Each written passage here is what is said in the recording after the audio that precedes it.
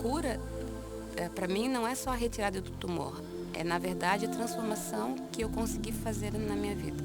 A gente não tem que ter como meta só a cura física, porque diante disso a gente pode falhar. A cura é uma cadeia de acontecimentos que envolve os aspectos físicos desse ser, comportamentais, psíquicos e espirituais.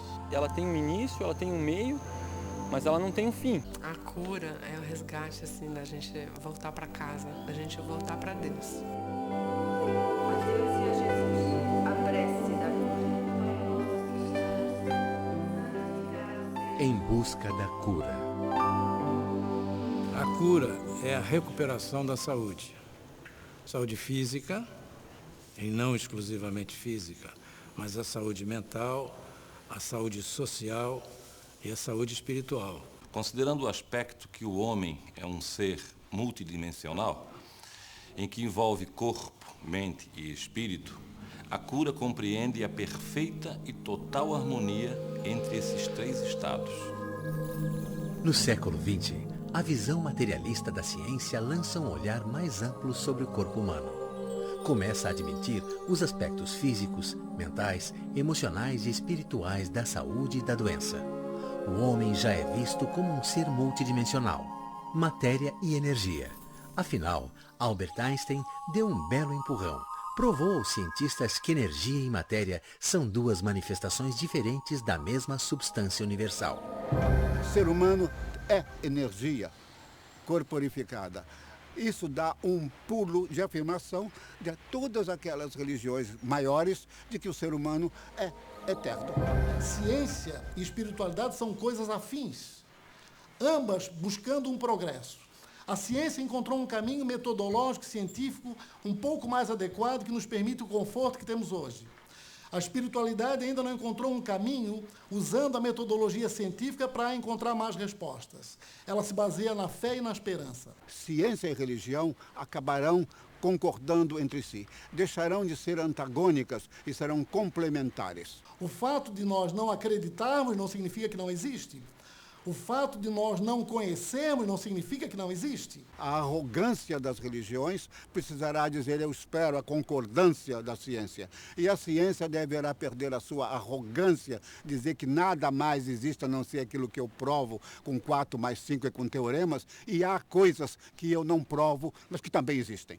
Juntando-se os conhecimentos científicos e as ações filosóficas e espirituais e religiosas, compreende-se que a ação sobre uma enfermidade, sobre um paciente, ela é muito mais eficiente. O espiritismo está unido à ciência para o processo de cura. Os dois conceitos vivendo absolutamente juntos para levar qualidade existencial ao ser humano.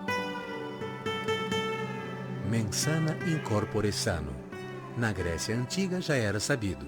Um corpo saudável é resultado de uma mente sã. A medicina vibracional segue este raciocínio. Com base no conhecimento vindo do Oriente, atua sobre o campo energético do homem. Como uma aura luminosa, a forma humana partiria do corpo físico para variados níveis de energia sutil. Nível etérico, astral ou emocional, mental, causal e energias espirituais superiores. Se fizermos uma regressão a respeito do que seja esse corpo energético, nós vamos então entrar na medicina hindu, por exemplo, que vai falar que nós temos um corpo energético e este corpo energético interfere com o nosso corpo físico através dos centros de forças ou chakras. Os chakras, na realidade, são elos conectivos entre o plano vibracional mais sutil e o nosso corpo físico. Os chakras estão intimamente ligados com as nossas glândulas de secreção endócrina. Então, esses centros de força e, respectivamente, essas glândulas têm uma ação de controle sobre todo o nosso organismo, no controle da temperatura, no metabolismo.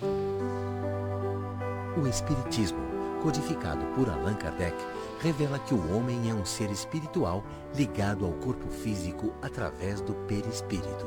O perispírito é aquilo que, como invólucro, intermedia a relação do astral com o físico.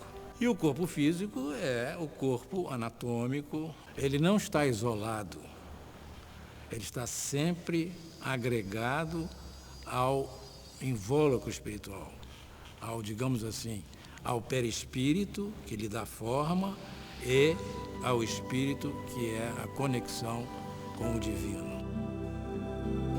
A medicina espiritual é a parte do espiritismo que trata da saúde física e da saúde espiritual do homem.